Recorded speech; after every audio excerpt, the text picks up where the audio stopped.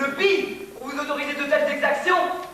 Mais quel est ce grand nigaud qui interrompt, ça qu'on lui demander, notre scène de ménage? Monsieur veut jouer les euros de passage, ou peut-être profiter de l'occasion pour faire le jeu de cœur. Je jouais avec lui. Et en plus, il est tellement couillon qu'il va lui falloir un quart d'heure pour expliquer son intervention. Un mirage, il semble vous agresser et je voulais arranger pour sa brutalité d'un naufrage. Mais s'il lui fait plaisir et qu'elle prenne grande jouissance à être battée, jetée, cognée, tapée, en quoi cela nous est-il de quelque importance? Vous agissez en intrus et avec une certaine outrecuidance. Votre intervention était peut-être de bonne foi, mais jamais personne ne touchera à mon petit papa. J'ai bien dit, d'accord. Je ne comprends pas plus que de raison, mais j'avoue ne pas bien cerner la situation. Boniface. Et Louisette, pour vous servir. Nous sommes artistes amateurs sur les chemins de France et d'ailleurs, la troupe des petits tréteaux pour un bateau de là, c'est chouette. Et nous étions en train de répéter Improvisation. l'exercice indispensable avant toute représentation. Une sorte de risque. Si le cœur vous en dit, venez voir notre campement. Ah ça! Les gens du théâtre ont mauvaise réputation, alcooliques, fainéants et d'une moralité ô combien discutable. Leur fréquentation inondable. Aujourd'hui, Don Juan. Demain, Saint-François. Courtisane. Catin. Ou bien, fille de roi. Notre Dieu a l'habitude d'aimer tous les gens à la fois. Chez nous, point de méchanceté ou de jalousie. Et nous faisons honneur aux plus grands comme aux plus petits. Regardez, il y a tout des génies.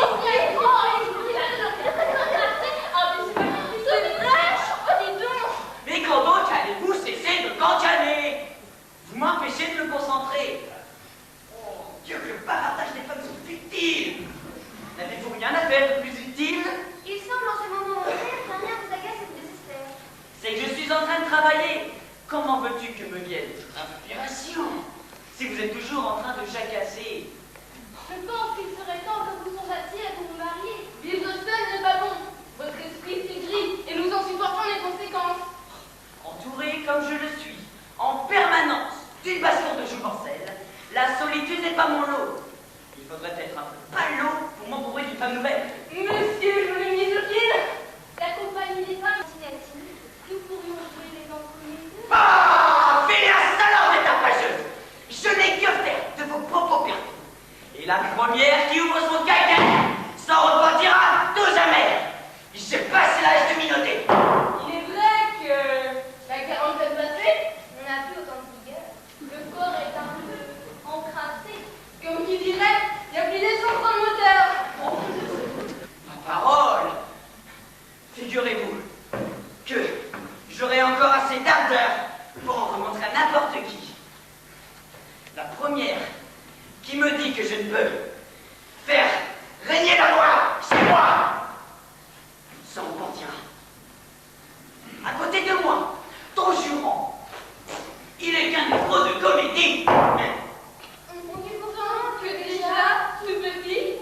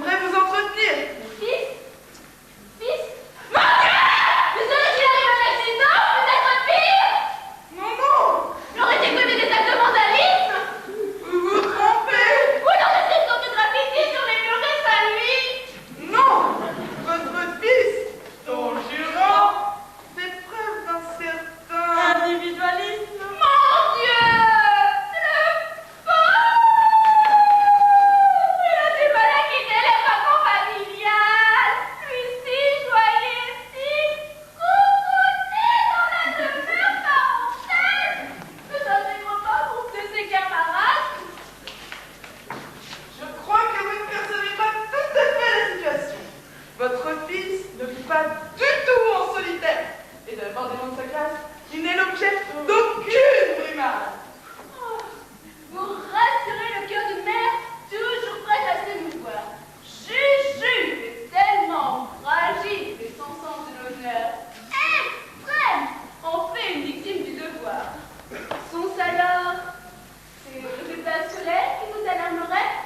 Oh, les notes qui me sont parvenues auront tout pour vous plaire.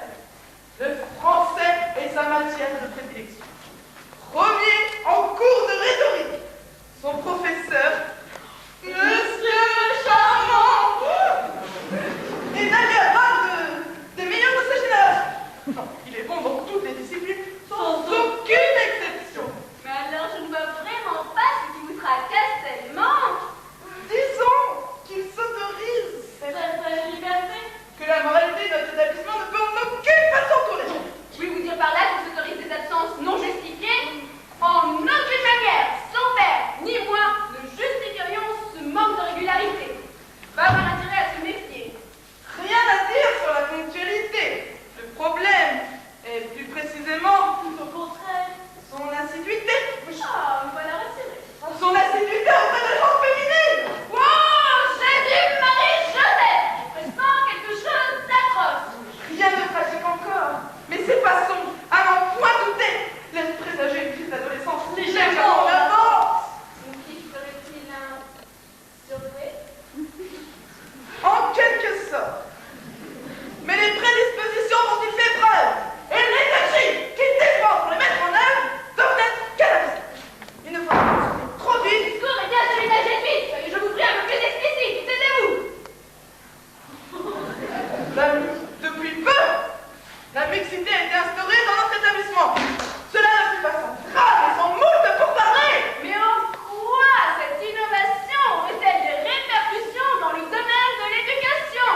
Eh bien, pour parler franc, il faut bien avouer que votre fils s'autorise des gestes Surprenant. Mais je préfère que Sœur Solange, qui s'est occupée de lui jusqu'ici, me mette au courant des événements. Madame, je n'irai pas partir de chemin pour vous parler de notre gamin. L'autre jour, et c'est un exemple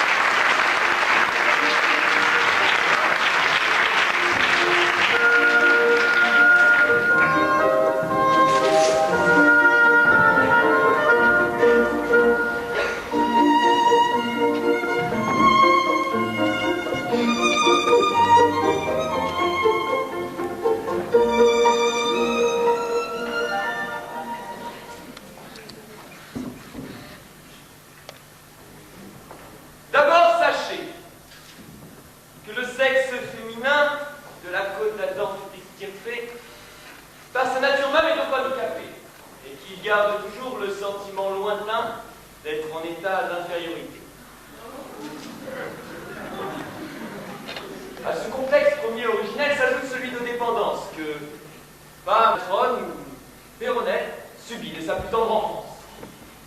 Ayant toujours en tête ces quelques évidences, si de la fable nous voulons être la risée.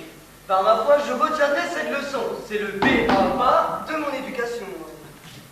La première leçon consiste donc à l'apprivoiser. La beauté est un atout supplémentaire, mais l'essentiel est le beau parler, point de langage rudimentaire. Ainsi, pour tester vos capacités, nous allons faire quelques exercices en guise d'expérience. Une femme vous charme, elle est cantatrice. Quelle est oui, brave. Votre voix est enchanteresse. C'est un peu Votre voix est enchanteresse et à la rondeur de vos fesses. c'est un peu vulgaire. Votre voix enchanteresse me plonge dans la détresse. C'est un tragique élémentaire. Ton chant est celui d'un rossignol prisonnier dans sa cage. Veux-tu qu'avec toi je m'envole? Je t'offre ma solitude en partage. Plus bucolique qu'érotique, mais très sincère. Et voilà le secret, l'accent de la sincérité qui fera les donzelles se pâmer. Pour elles, pour leur naïveté extrême qui leur fait tout à croire, et d'une naïveté parfaite, ça fait qu'elles constituent le meilleur auditoire. Il va donc falloir tant de précautions avant que de pouvoir passer à la réaction. Les femmes aiment, et c'est pure futilité, qu'on les flatte et les complimente sans cesse. Pour elles, les mots sont comme des caresses ou encore de petits sucres qu'elles adorent grignoter. En cela, semblables à des animaux, elles sont donc prêtes à toutes les bassesses et même à faire le beau, assises sur leurs petites fesses pour s'entendre dire un bon mot et quelconque délicatesse. Il en est ainsi. Et pour leur petit cœur, très sauté, au moindre émoi, la rhétorique et la stylistique sont les deux mamelles de la séduction. Le reste, n'a qu'à l'apprendre sur le tas, et la meilleure école du polisson, c'est encore celle du buisson. Mon maître, vous ici, et je ne le savais pas. Tous mes remerciements de vouloir bien guider dans ce premier pas. Certes, madame, certes, et je ne doute pas de voir votre fils un sujet brillant et l'avenir prometteur. Il est vrai que ces résultats scolaires ont toujours été les meilleurs. Oui, mais Un fils dont on peut être fier, oui, vraiment, sans vouloir, comme toutes les mères, les mérites de son enfant vanté, en toute objectivité, on doit reconnaître qu'il est charmant. Avez-vous déjà vu un homme ayant une aussi belle allure? Nous avons veillé qu'à tous les sports, son corps pur, un esprit.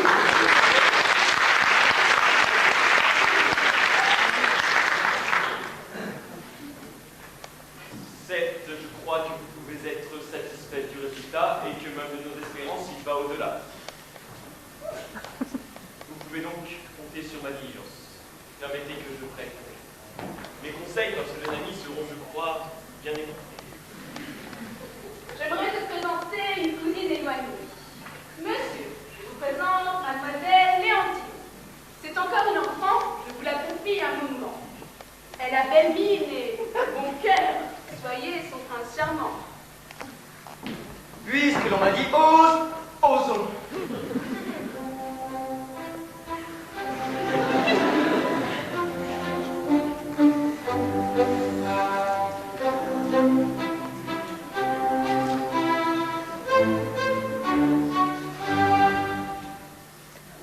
Ah, quel agréable parfum de fleurs à peine écloses. Vous voyez, mademoiselle, bien heureux de vous accueillir en cette demeure. Je ne suis pas habituée à tant de grandeur. Vous vous y ferez, car une perle rare a toujours besoin d'un bel écrin. Un peu facile celle-là, faudra que je fasse mieux la prochaine fois. Monsieur, je ne crois pas. Ne soyez pas intimidés, je ne veux que vous parler. Ne me jugez pas impoli, mais jamais auparavant je n'avais parlé à un garçon. N'y en a-t-il point dans l'établissement que vous fréquentez? Oh que non, la mère supérieure ne saurait le tolérer. Un établissement seulement de filles composées. Cela me laisse songeur. Quel bonheur de pouvoir y poser le pied le premier et voir des filles tout autant du jupon coquin, sans aucune sorte de compétition. J'en ai des frissons. Mais je m'éloigne, je crois, du sujet de notre conversation. Étiez-vous un collage en version latine ou votre penchant vous conduisait-il plutôt vers des matières plus scientifiques? Je n'entends pas grand-chose à tous ces termes techniques. Mes parents n'étaient pas très argentés. Ce n'est que par pure charité qu'à Blanche Fastille on m'a accepté. Aux travaux d'aiguille, je me suis toujours bien appliquée, en pensant un jour en faire mon métier. D'aussi belles mains, si fines ne sont pas faites pour travailler. N'avez-vous donc jamais pensé à vous marier? Je ne peux pas me marier, à moins d'aimer. Et de qui pensez-vous tomber amoureuse? D'un gentilhomme qui saura me rendre heureuse. Quelqu'un comme vous. Eh bien, dans ce cas... Sacre-bleu! Je n'en crois pas, messieurs! Mon propre fils, dans ma propre maison, sous mon propre toit, dans mon propre salon, avec sa propre cousine! Et pour le moment, dans sa drap. Mais mon père, ce que vous avez surpris n'était qu'un vertueux baiser, comme tu donnais par un frère à sa sœur tendrement aimée. Sœur, frère, mais qui t'a pris donc de telle manière? Sans doute une donnée héréditaire du côté de mon père. Voilà une attitude que je ne saurais tolérer! Et tu vas sur la sorte excusée auprès de cette jeune fille que tu as effrayée! J'avais pas l'air effarouché que je la baise. Tu oses à ton père t'affronter? Attendez! Mais quelle jeunesse que celle d'aujourd'hui! Aucune valeur, aucune morale ni respect! Tu te conduis comme un valet!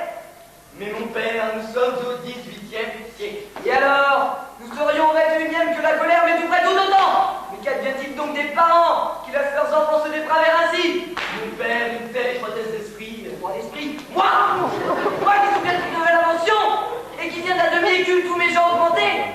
Jusqu'ici, j'ai tout supporté. Et les rumeurs qui circulent à ton égard sont heurtées aux portes du château. Et trop c'est trop! N'importe que honte et déshonneur sur ta famille! Une petite folle, une guenille, uniquement occupée à son propre plaisir, et qui se succède comme d'une guine de ceux qui l'entourent. Mon père, puisque cela est votre plaisir, et puisque vous lui dites avec tant d'humeur, je ne puis qu'obéir.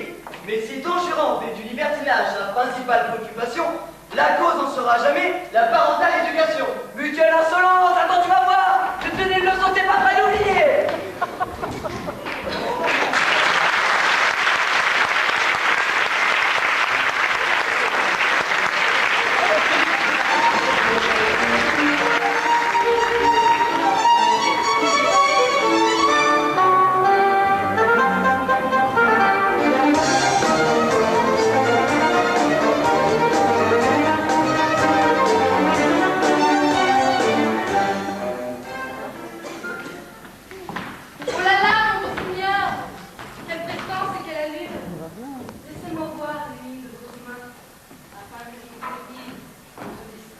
Je ne suis point d'humeur à la plaisanterie. De chez mon père de chasser à grands coups de pied. Le destin a des manières qui me font mal au derrière. Moi, je maintiens et votre haute stature.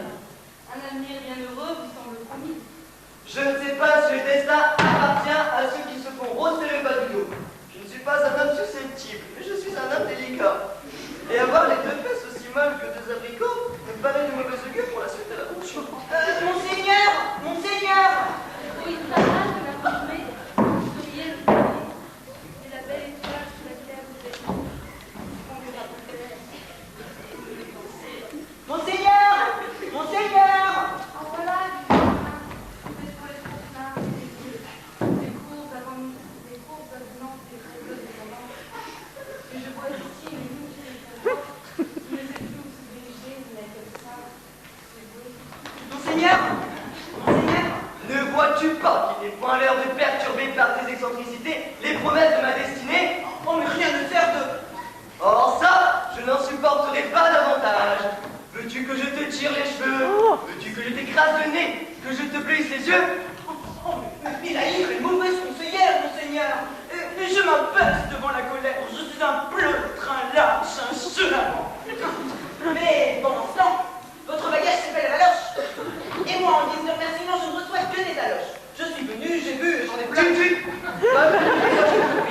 Bon, nous ne sommes plus que toi et moi. Alors quel est ton nom et que fais-tu? Je me nomme Ziette de Querelle. Au chômage depuis un mois. Sur les pavés, je bats la selle. Le sage au gueufeur de mes doigts.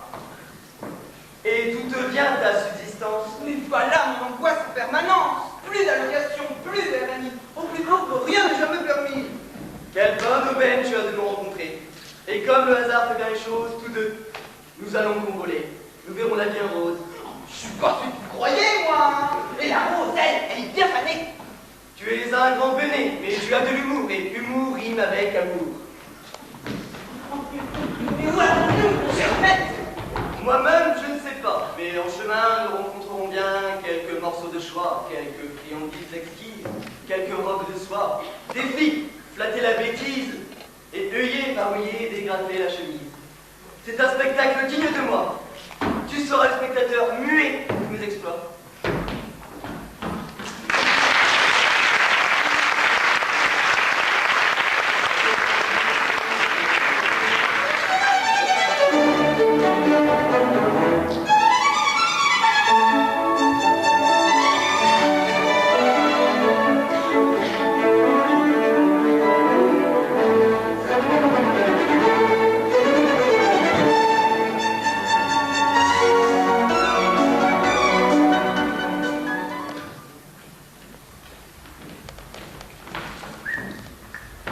Mademoiselle, puis-je vous demander un renseignement? Je tourne en rond depuis un moment, le centre d'orientation me fait défaut. Monsieur, passez votre chemin plus tôt. N'ayez crainte, je suis un homme comme il faut. Il est vrai que vous m'avez l'air d'un homme élégant, et vos manières ne sont pas celles d'un manant. Vous-même ne ressemblez point à celle que de coutume on va arpenter le bitume. Ce pétard, c'est déjà le soir. On pourrait se méprendre et croire que vous faites le trottoir. Vos paroles me laissent tout ébaubie. J'ignore le sens de ce que vous m'avez dit. Heureusement pour vous, ma chère enfant, vous êtes d'innocence et de pureté. Mais vous ne devriez pas déambuler sans être accompagné. Cela n'est pas très prudent.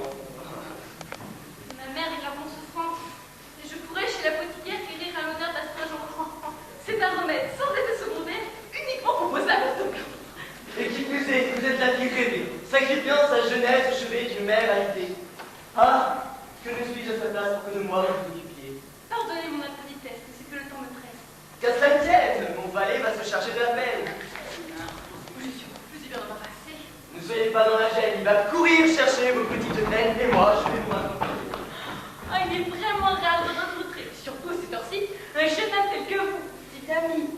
Je suis le bon samaritain, toujours soucieux du corps de son prochain. Et je ne voudrais pas que vous fassiez quelques fâcheuses rencontres. La ville est bien mal famée. Si un individu patibulaire se montre, je saurai vous protéger. Avec vous, je me sens en toute sécurité. C'est contre moi, la chaleur de chauffard.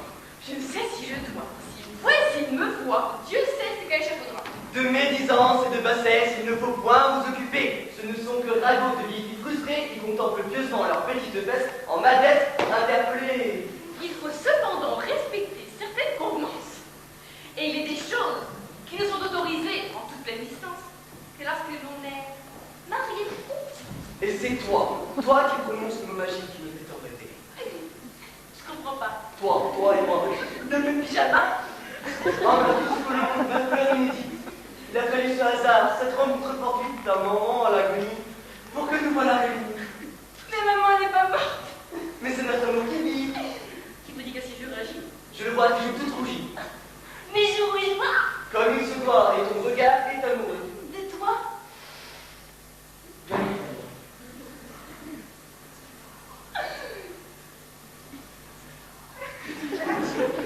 C'est inscrit dans l'enveloppe de Dieu. Mais je sais pas écrire. Mais ta bouche peut me le dire. Et quoi? Que tu n'aimeras que moi. Comment? Cela s'apprend. Toujours aussi assidu. Tu m'apprendras. Autant de fois que tu le voudras. Mais au moins serez-vous fidèle? Comment peux-tu en douter? Actuellement chevalier confidentiel. Et toi, un plaisir de trouver. Je suis pourtant pas très belle, hein. Croisant un peu les sœurs, j'en ai vu de bien plus vilaines. Je ne suis même pas maquillée. Mais le teint plus beau, le teint naturel. Mes gestes sont gauches. Et mes paroles à sortir ont de la peine. Je me ferai un plaisir de t'éduquer. Mais auparavant, il faudra à mes frères vous demander ma main. Ne perds donc pas de temps. J'irai dès demain. Alors, voilà les infusions que vous m'avez demandées. Poudre de fleurs sucradées, racines de cheval lâché et cocassien de feuilles fédérées.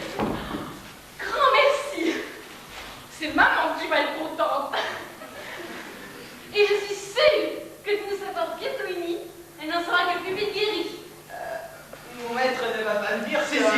je vais te le dire. Bon, je vous savais rapide, mais votre célérité à prendre une telle décision, on me laisse tout pantois. Je m'écris discrètement. Bien la merci encore une fois. Maître, enchaîné par les liens du mariage.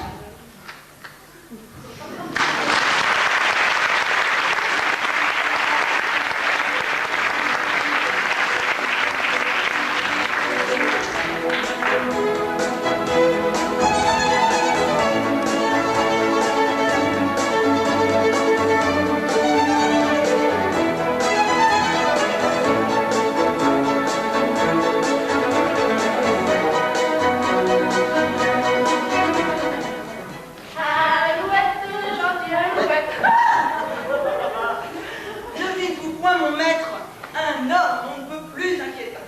Moi qui parle bien que Durel, je vis à ses crochets depuis bien longtemps. Et quand je dis à ses crochets, la métaphore est osée. Car de délicatesse et d'argent, j'en suis pour mes fesses. Et l'écu n'en voit point la couleur. Pourquoi donc de quoi chercher compagnie plus honnête? Ma chère Mariette, pour fond parler, ouais. C'est un homme diablement intelligent, enfin politique, expert en matière de conditions féminines. Fleur bleue, avocate, médecin, tout est bon pour ce schnappant. Que veux-tu? C'est un vrai baroudeur des cœurs, un vrai mercenaire de la chair. En voilà-t-il à toi qui fallait doublement t'offusquer du mode qui dernièrement fut voté et dorénavant punit toute agression sexuelle. Mais ce nouvel amendement, il n'en a rien à faire. Cette contrainte supplémentaire, il s'en tape de derrière. Car jamais celui, il ne fut pris en flagrant délit. Comment donc cela se fit? Oh, mais ne faites-vous point! Il a un nez! Le sens du terre très développé. Aussi bien pour trousser les jupons que pour s'esquiver des situations les plus inconfortables. Quand je pense que le nez, j'en prends Freud pour témoin, est le symbole de la sensualité débordante, Sac bleu, sa péripopée, quelles sont ces sornettes que tu déblatères? monsieur, je louangeais auprès de Mariette votre appendice facial. Nez étiré et cossu vaut mieux que nez écrasé ou tordu. Comme Pantagruel, sa braguette, c'est l'orientateur fiable, le radar sans défaut qui s'anime et palpite à la moindre alerte. Hypersensible, roquette, renifleuse de toutes mes conquêtes, un vrai canavéral en quelque sorte. Au moindre ovni, il frissonne et palpite. Objet féminin non identifié. Maintenant, ma belle, il te faut vite t'évanouir, car avec mes serviteurs, je dois m'entretenir. Prenez garde de 33, votre excroissance nébuleuse n'y résisterait pas. Partant de là, plus de petits poissons,